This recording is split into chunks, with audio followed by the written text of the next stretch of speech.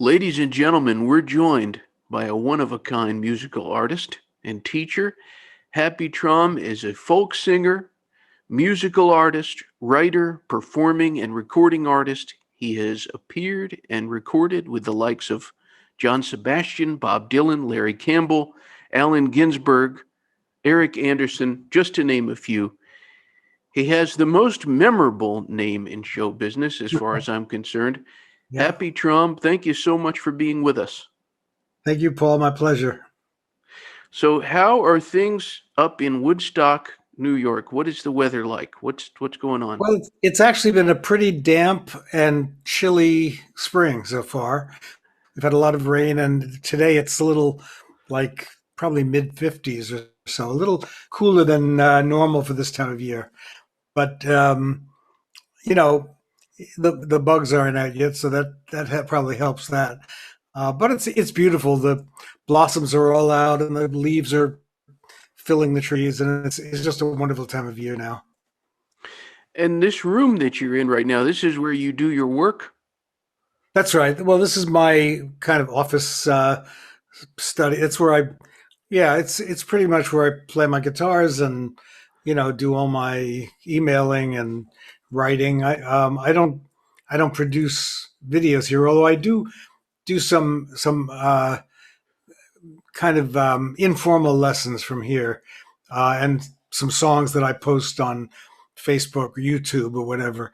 But we have a studio somewhere else where I do my real formal guitar lessons for Homespun, our company.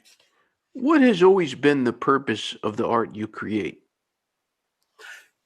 It's always been to communicate and help others uh, enjoy and play the music. Ever since I started playing, which was when I was in high school back in the 50s, early part of the 50s, um,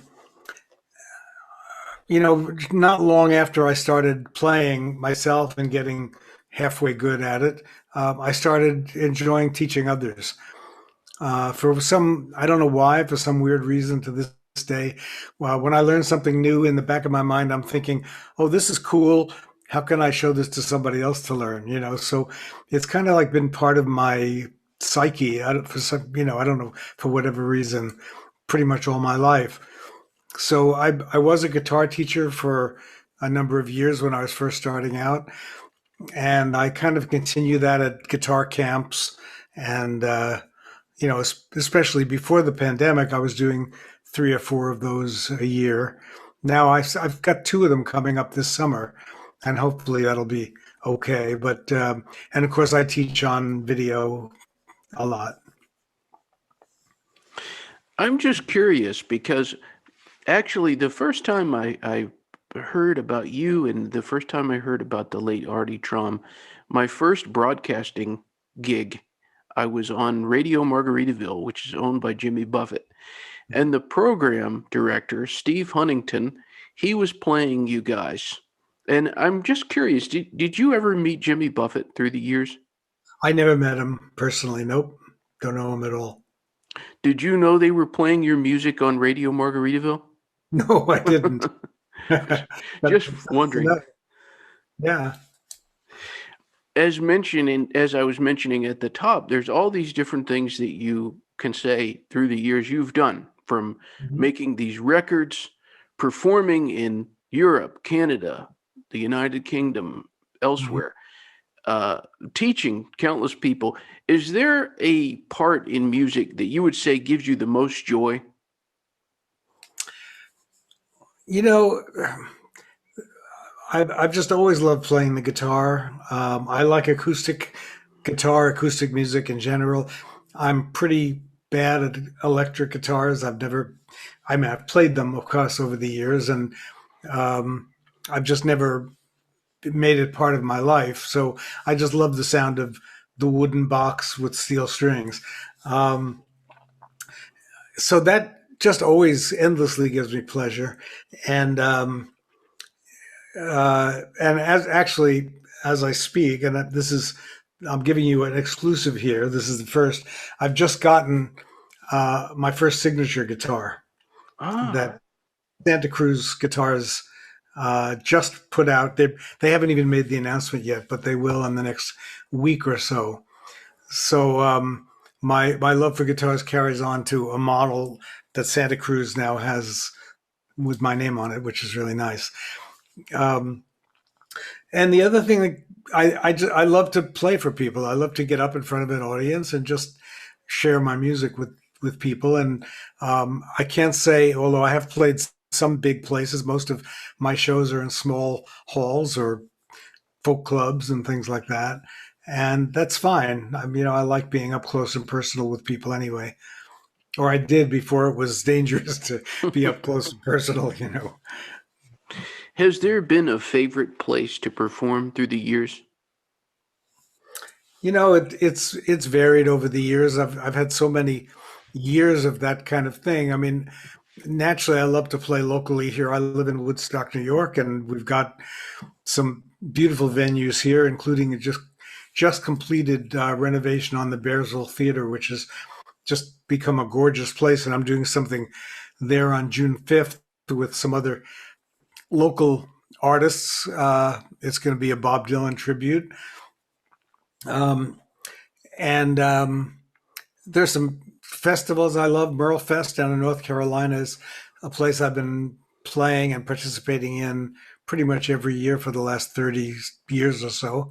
Which, this was Doc Watson started this in memory of his son Merle, and it's become a huge event in North Carolina. Usually in the spring, they skip this spring. It's going to be in the fall, and then by 2022, it'll be back in the spring again, I hope.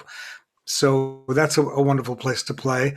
Um, there are places around the country. McCabe's in LA is a place I've always loved to play. It's wonderful to play in a little hall that's surrounded by acoustic instruments all over the place. They kind of resonate as you're playing. So yeah, there are a lot of places that I've loved to play over the years. Who would you say are the guitar players who have made the biggest influence on you? The first one was, and the most personal one to me was Brownie McGee, who's of course a great blues fingerstyle player, Piedmont blues artist, and he came from an area of just southern Tennessee near the Virginia border, Kingsport, Tennessee, and but he came to New York in the 1940s, and in the 50s, I started taking lessons with him in the late 50s, and he became a friend, and we wrote a book together called "The Guitar Styles of Brownie McGee," and he was just a huge influence on my playing. He taught me a lot of stuff that I incorporate to this day in my music. And then there are people who were more well when I was coming up. People that I when I was used to go every Sunday to Washington Square Park, and I'd play with other contemporaries of mine who taught me a lot. Um, and then, of course, on records, people like Mississippi John Hurt, the great fingerstyle blues artist. He was a really big influence. Merle Travis was a big influence. Um, Doc Watson, of course, a huge influence. Not that I could play like them. I wouldn't even come close, but they. If you're asking about who influenced me, those are the people guitar wise that were early influences. But there are so many of them, and many of them I actually got to record both well with on records of mine, but also on my company Homespun tapes. I got to record some of my heroes in an instructional mode, which was really a great honor and thrill for me. And you have a very warm voice, I think. Can you tell us the vocalists who have influenced you the most? Boy, I don't consider myself that much of a singer. That's a good question. I haven't really thought about that.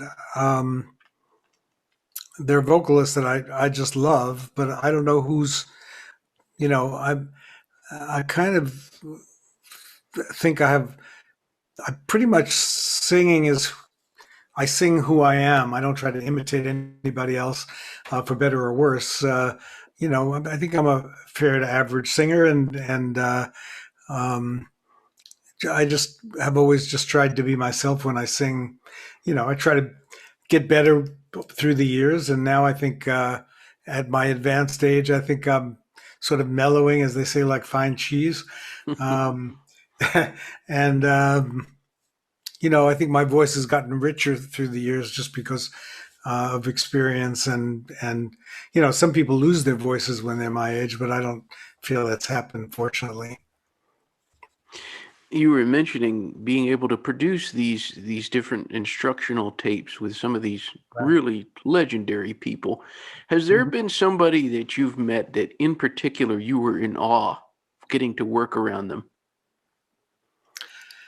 So many.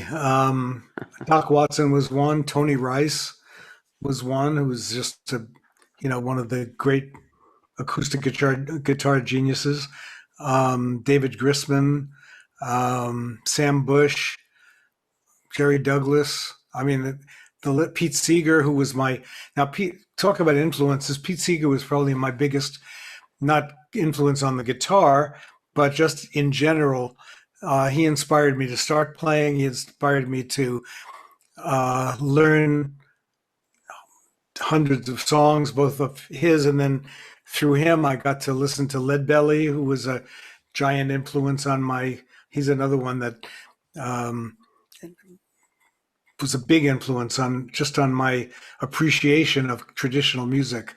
Woody Guthrie, Cisco Houston, Josh White, Reverend Gary Davis, another one who's I never got to record him, but certainly he was a giant in my world growing up. I knew him in New York City. Got to play with him. Got to go to parties with him and all that kind of thing. Um, I could go on. There could be hundreds of people that I could list like that. Hmm. Um, it's a pretty through my life. I've just been in awe of so many people that are such wonderful musicians. That of instruments that I don't play as well as guitar. Mark O'Connor, who's an amazing guitarist, but best known as a violin fiddler. Um, and my brother Artie, I should mention, was a huge influence. Even though he was 5 years younger than me, um, he was an astonishingly good guitar player and singer and songwriter. And even the older brother looking up to the younger brother in that case, he was somebody I was in awe of through our whole life together, and we played together for about 40 years before he passed away. So that was a really big influence on me as well. What would you say a musical artist could learn from Pete Seeger? Boy, so much. To me, for one thing, is Pete's integrity. Um, he sang what he meant, and he meant what he sang. I mean, he was just the kind of person. Also, he was the kind of guy who was to me, he was the same on stage and off stage. Um, I saw so many times when he'd get on stage, do a show, get off stage, and he'd be exactly the same person he was, um, 10 minutes before. Um, he even came to visit us, stayed at our house a few times, and we'd be up at night talking, and he'd grab his banjo and just start playing and getting us to sing along with him, like he would on stage. Um, and just he's very known as a folk singer who loved to lead people in song, which he did. Um, but he had such a generous spirit. He was so open. I never heard him criticize anybody as being a bad guitarist or a bad singer. He didn't like overly commercial things. He didn't like soupy, saccharine songs. For him, a song had to have meaning of some kind, even if not necessarily political, but if it was political, that was even better for him. Um, and he had a huge breadth of knowledge of American folk songs. He knew hundreds and hundreds of songs aside from the ones that he wrote himself. So he was, he was a major influence on me and on countless other people. When you go through the discography of Happy Traum and you listen to all the different stuff, there's there's a great variety. There's Mhm. Irish songs. There's things like I really love the instrumental you did of Tennessee Waltz. Oh, thanks. Yeah. Very cool. How would you describe the music that you've recorded? Well, I went through a variety of different stages. Of course, when I was recording with my brother, it was more the songs that we were writing together or that he wrote, a few of them that I wrote, and we were trying. That was we recorded for Capitol Records back in the early '70s. We got on with the help of the guys from the band who were also on Capitol Records. We're all friends of ours, and Albert Grossman, who was our manager, and his. So we were looking to be kind of, and we were compared in some strange way with the band. Those guys also were a big influence on me and on us as a duo. Um, so we were sort of going for that kind of sound. Then later on, the third album we made after we were dropped from Capitol, we went to Rounder, which is a folk record. We made several albums for Rounder, and they were much more folk and country oriented. Um, and then anything I did since then was mostly solo with accompaniment. So it was all me and my acoustic guitar with some great players playing behind me. Um, so different. I went through a variety of different things, but I'm working on another CD now, um, and what I do is I go in the studio with my guitar and one or two other people, and we just cut something live and see what comes out. So it's very organic, and it's not heavily produced, or not. We don't go wild with sound effects and overdubs and all that stuff. It's just whatever it is, and I like it that way. Any time frame on when the new record will come out? I did the basic tracks for about 5 songs in November and December of 2019. And I was going to come back. I went out of town for a couple of months, and I was going to come back at the end of February, beginning of March, and continue. And then the pandemic hit. Everything was shut down. So I've just gotten back to it in the past few weeks, really. I just finished recording a song written by my really dear old friend Eric Anderson. Um, and that we finished very quickly, which was really great. And it's going to go on a tribute record to him, of which this track will be my contribution, but it'll also be on my new CD. But I'm thinking I'm going to try to get the rest of my songs done by June, maybe July, and then I would say it'll be out by. I'm hoping it'll be out by the fall. But with CDs these days, you even wonder why anybody would put out a CD. I don't even know. My last CD was called Just for the Love of It, and that's pretty much why I put that one out. So I have to come up with a similar title for this one. Maybe it'll be called I don't know why I'm doing it, but here's another CD.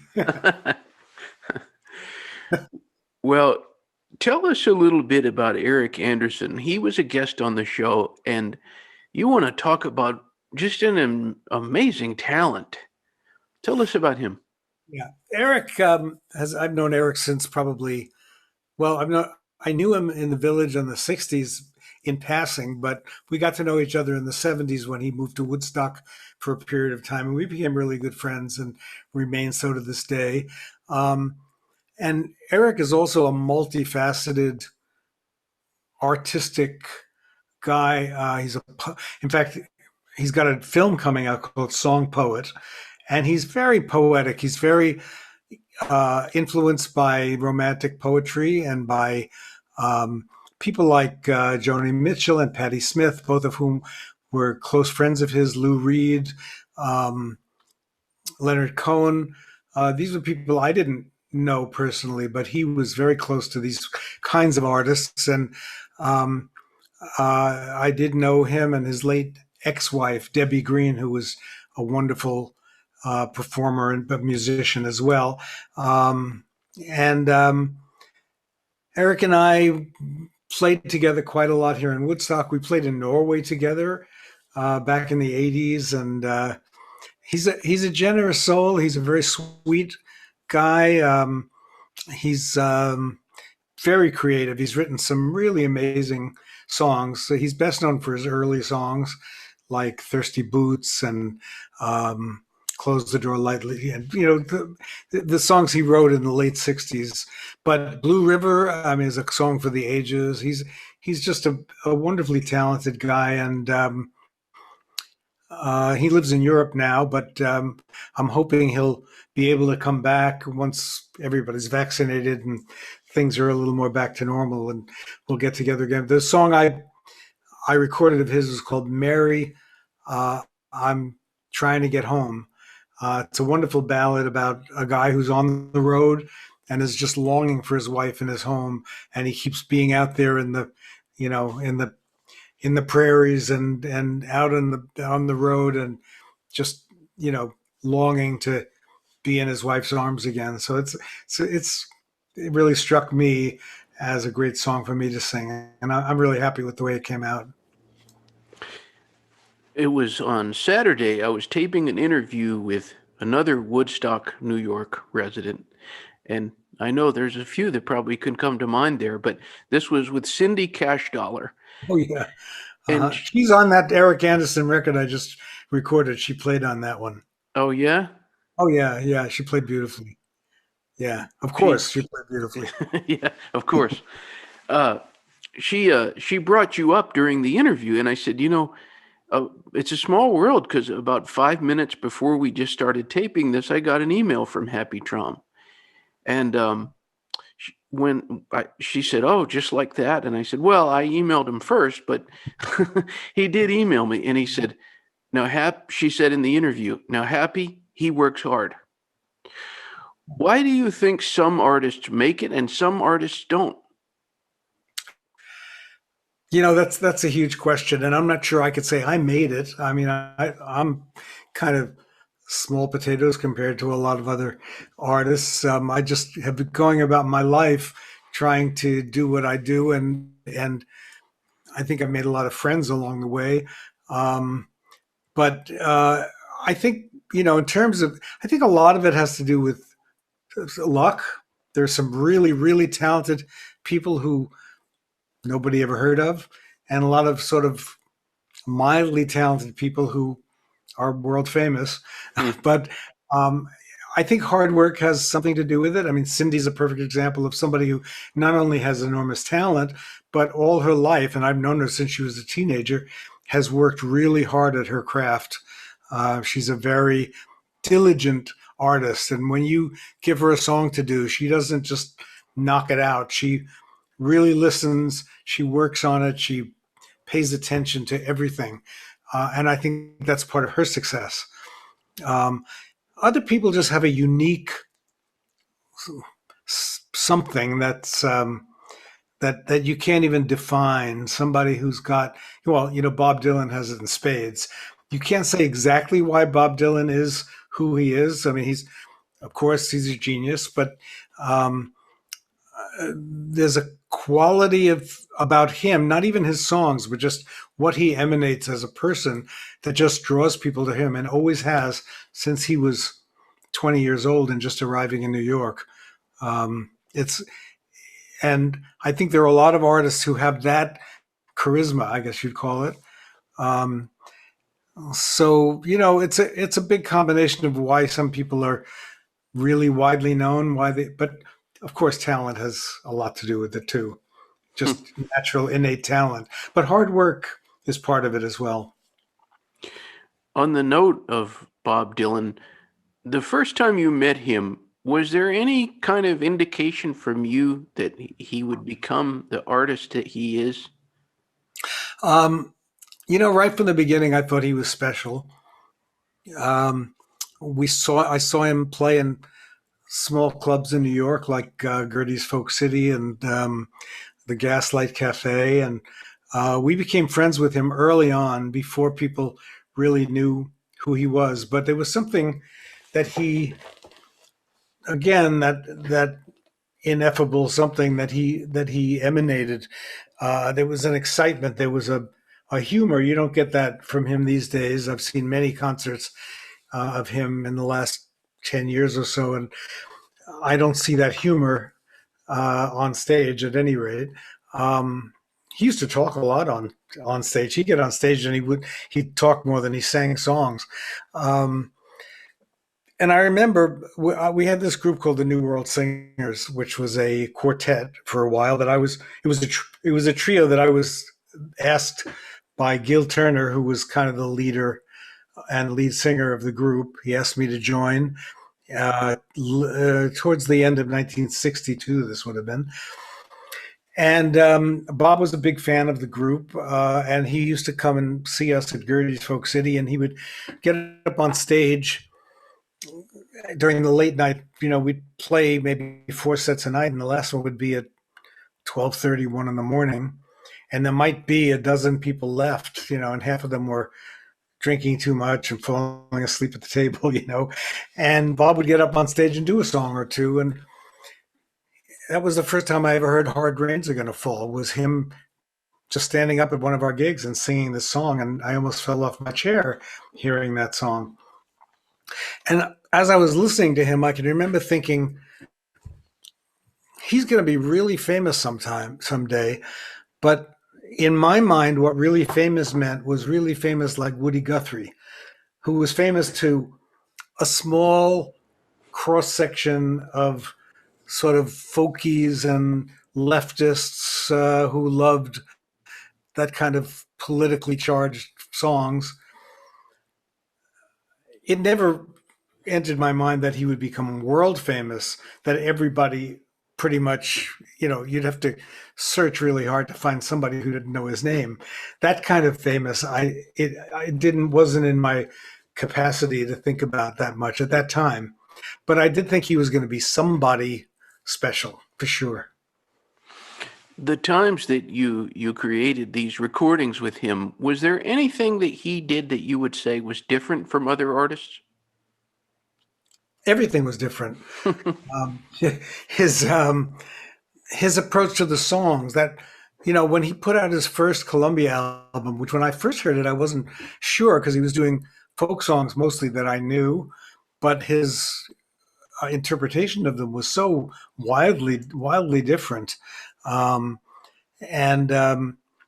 it was most of the folk singers were playing pretty songs. They were playing pretty guitar parts. They weren't strumming the guitar and singing strident, except for the blues singers from Mississippi that we were listening to, the Son House and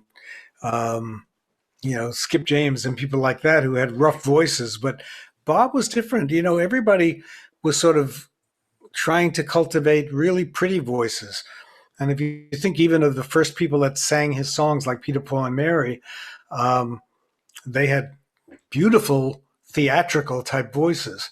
Not taking away from their artistry, which was great, but Bob didn't sound anything like any of those people. And a lot of people just couldn't stand his singing. There were other people, I have to say, now that I think about it, like Dave Van Ronk, who was also a big influence on us in the Village. He had a very kind of a rough-edged voice, and I think Bob might have taken some of that in from his approach. He loved Van Ronk and learned a lot of songs from him. But nobody sounded quite like Bob did, even right from the beginning. And of course, when he started writing songs and coming out with these, the songs from his second album, other people were writing songs in the Village that we were all hanging out. But my God, the stuff that he was writing was just like nobody else. So yeah, it was just a whole different thing. Not that they weren't great writers, Tom Paxson, Phil Oakes, Buffy St. Marie, all these people were writing good songs. Most of the people were singing traditional songs back then. Um, some people had written songs, and certainly Pete Seeger wrote "If I Had a Hammer" and some other songs like that. But as singer songwriters were just coming to the forefront in the early '60s. So, Happy, how do you define good music? I can't. I have no idea. If it reaches me, if it touches me, it's good, and if it doesn't, it's not. And I listen to music now. I listened to part of the Grammys whenever it was a couple of months ago, and I couldn't relate to it. There was almost nothing I could relate to on it. That doesn't mean it's not good music. It just means I couldn't really. It didn't touch me because I don't know. I'm an old folky, I guess. But there are some young people that I listen to that I just can't believe how wonderful they are. Not even young necessarily. I mean, um, people like Gillian Welsh and David Rawlings, or people like my friends Mike and Ruthie from the Mammals, and I mean, I run into people all the time whose music just grabs me and wraps around me, and I can't. I want to listen to more of it. Um, Even there's some really young people. Billy Strings, for instance. I don't know if you've heard him. He's a kind of a bluegrass country guy who's just an enormously talented young artist. So Sarah Jarosz, people like that. Um, Sarah Watkins, younger artists who just that. And I guess I really respond to acoustic music of all kinds and rootsy music that I feel comes from somewhere in the earth. That's my uh, kind of where I live. Whereas other kinds of music, you know, my granddaughter is totally into hip hop music. She dances it, she listens to it, and you know, I, I just, I understand, I understand the talent and the enormous appeal it has, but it doesn't touch my heart. But uh, again, I'm an old folkie. What do I know? Well, not only from your perspective as a performer yourself, but also you having seen so many people take the stage. What do you think makes for a good performer? I think a good performer for me is somebody who reaches out to the audience and plays to I don't want to say plays to the crowd because that almost has a negative connotation, but somebody who understands what people are looking for and feeds that to them in a way and gets it back from them. I think it's a give and take. Any good performer, uh, you know, reaches out to people, and I've seen performers who are on stage and they look like they're reaching out, but in their head they're not even thinking about the people who are listening to them. They're thinking about something else. And other people, some people just dial it in, especially people who are on tour all the time, big name people, who you go to hear them and you're all excited about hearing them, and you feel like what they're doing is just same thing they did in Cleveland yesterday or in Des Moines the day before. Other people, a couple of years ago, I went to a Willie Nelson concert in our area here. It was 3 or 4 years ago, and you felt like he was playing to you, or somebody like Lyle Lovett, who plays all the time, tours around all the time. His concert really felt like he was reaching out to you, that you meant something to him. So I think that's what makes a great performer to me, is somebody who understands their audience and really tries to give something of themselves to the audience. Um, and it's wonderful. I'll tell you who the best, now this is getting back to the sort of folk country bluegrass artists, but I think the best performer one of the best solo performers I ever heard in my life was John Hartford, who Hmm. I got to know somewhat, was friendly with, and he made a couple of videos for Homespun for my company. Um, but John Hartford could get on stage with his fiddle or his banjo, and he always had a little board that was mic'd that he sort of tap danced on as he was performing. And the minute he got in front of that mic, you felt the audience was right there, right in his hand. And it was just a remarkable thing to see. And people who can do that, and I, in my way, that's what I try to do if I'm on stage. I try to reach out and really engage people in what I'm trying to tell them, what I'm trying to give them. And, I always hope it works. And usually, even if it's 20 people in the audience, I like to give them that. Well, if anybody out there is thinking about picking up an instrument, we're living in an ideal time for that. They can go Yeah. on homespun.com, or maybe they play an instrument and they are thinking about picking up a second instrument, but they want to learn. You can learn, just get the ball rolling. Homespun.com. Do you have any idea of perhaps how many people have learned to play an instrument from homespun tapes? No idea, but I'm sure it's in the hundreds of thousands or more. I don't know. Um, it's been going now for 52, 53 years since our very first tapes were on reel to reel, little 5-inch reel to reel tapes that we sent out, that we copied on our kitchen table. Literally, it was homespun. um, and a couple of years later, audio cassettes came in, so that was a revelation to us. And then it wasn't until 15 years later or so that VHS videos came in. And of course, our name for many, many years was Homespun Tapes. It's still our legal name, but we don't call it Homespun Tapes anymore because people under a certain age just don't know what a tape is.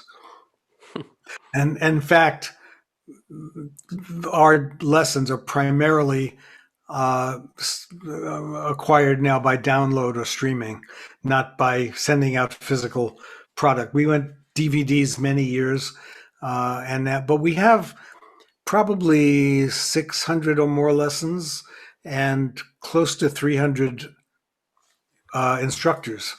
Hmm. So, and some of them are classic people that sadly have passed away. I mean, we've got legends like Doc Watson, Bill Monroe, Ralph Stanley, Pete Seeger, um, John Hartford, um, Dr. John, Hubert Sumlin, great blues artist who played with Howlin' Wolf, Levon Helm, and Rick Danko from the band. People who are no longer with us, but I feel through our service, through our lessons, people can continue to learn from them and hear their musical ideas, hear how they thought about things. Tony Rice is another one who's one of our best sellers. I mean, you can actually hear how Tony puts together his guitar solos by listening to his I want almost at tapes, listening to his lessons on Homespun. So, and I have to just add here that it's not a solo thing for me. My wife Jane has been part of it from the beginning. She's handled the business, and to this day, she's an integral part of everything that goes on with Homespun, and we we live and breathe it. So it's so much a part of our lives that that's the one part of my life, and another part is the performing and making CDs, and for what it's worth, and you know and occasionally writing articles and blogs and stuff like that. Well, I still say every time I do an interview, I say we're taping it. I know Yeah, there you go. tape has no part in it anymore, but I still say that. Yeah. Is there a song that means the most to you? Well, it changes all the time. A couple of songs that my brother wrote. one called Rabbit's Luck, which is on our first album and for Capitol, and I re-recorded it as a live version some years later, and I still play it from time to time. That's a song that means a lot to me. A song I wrote called Golden Bird also was on our first Capitol album, but Levon Helm recorded it on his last CD, which was a huge thrill for me. That CD won a Grammy, and so one of my songs is on a Grammy-winning record, which means a huge amount.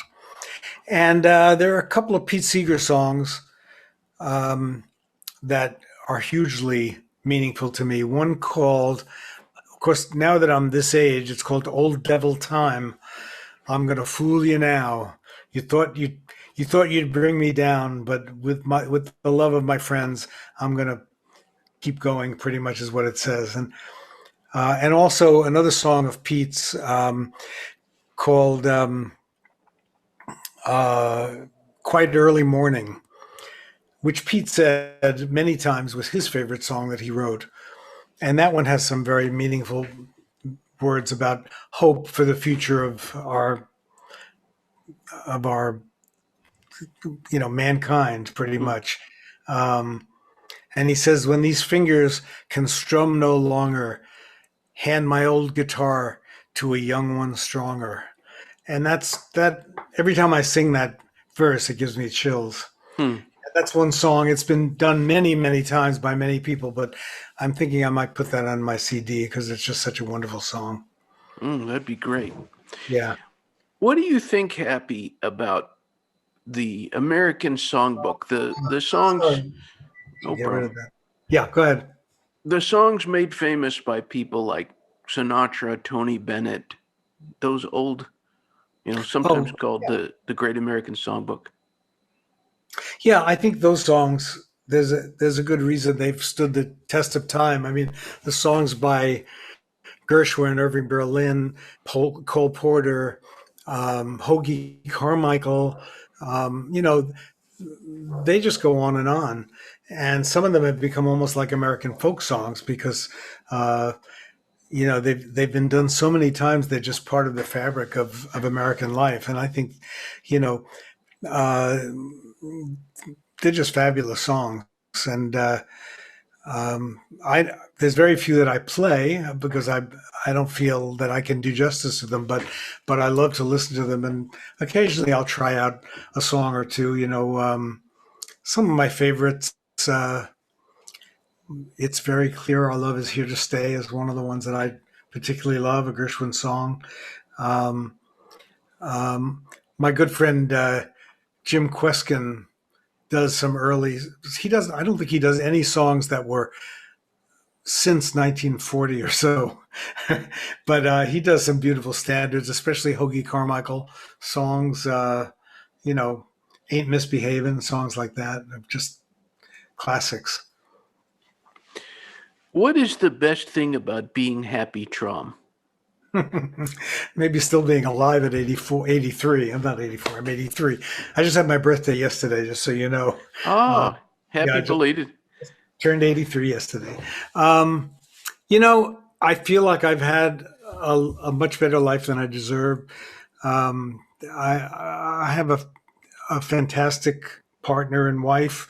I have kids that have turned out to be as good people as I could have imagined, and four grandchildren that I feel the same way about. I feel like to a certain extent, I have a lot of friends who care about me, and there's nothing better than and who I care about. But I'm sure it's a cliche about wealth being the friends that you have, Hmm. but I feel like I'm pretty wealthy in that. Um, and I lead a reasonably comfortable life, and with friends and family, and my guitars. I have more guitars than I need at this point too, including this one, which is I'll just show you this. This is my brand new signature model, Santa Cruz, and I don't know if you can see my signature at the up here. Ah, I see it. There it is. and that'll be announced as we speak. It's a 13 fret. Uh, the model is called HT13.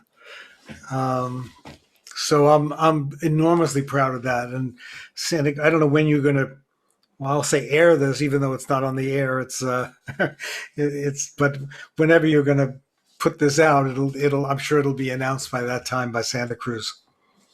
It'll be Friday. Okay, Is that well, okay? yeah, it is. Yeah, I think they're gonna announce it. Well, it doesn't matter. Even if it's next week, people will get so your viewers got an exclusive inside look at this. It's a beautiful guitar. It really is, and it sounds great. It looks great, and let's see if it's even in tune at this point. Oh, it's an open tune.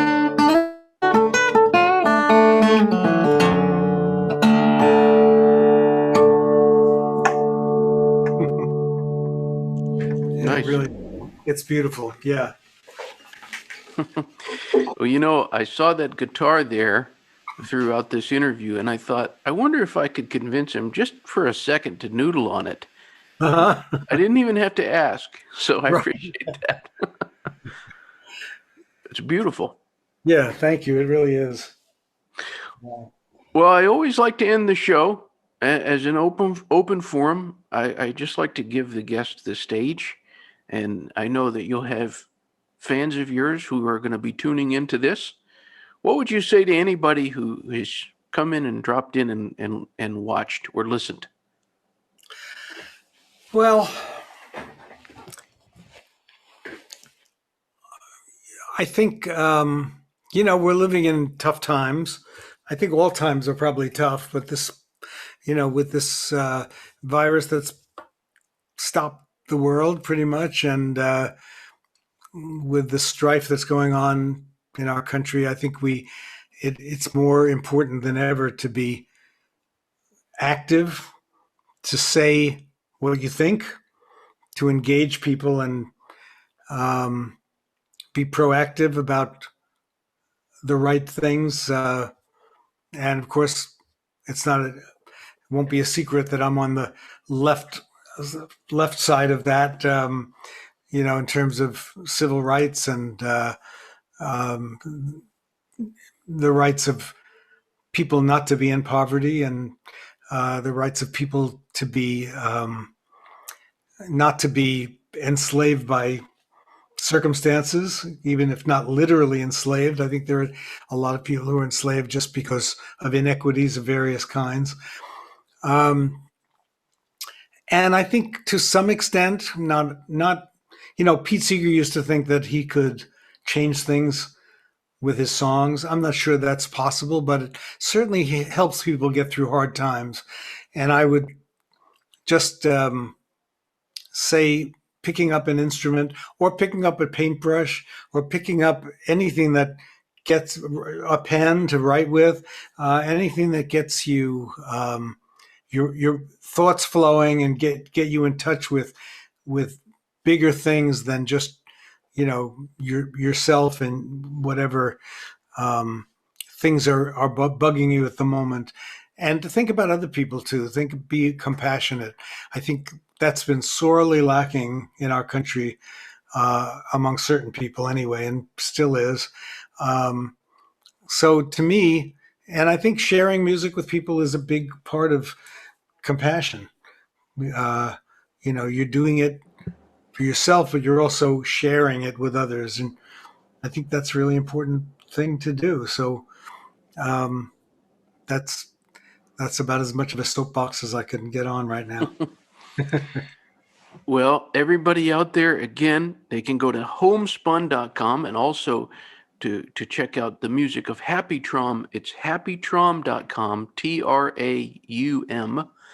And thank you so much for spending time with us. Thanks for sharing. Oh, thanks for having me, Paul. I really enjoyed it. I have to say you challenged me with some of your questions, which was good.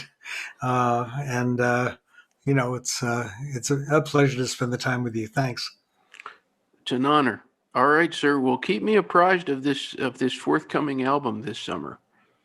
I will do that. Sure. All right, sir. Until next time. Yep.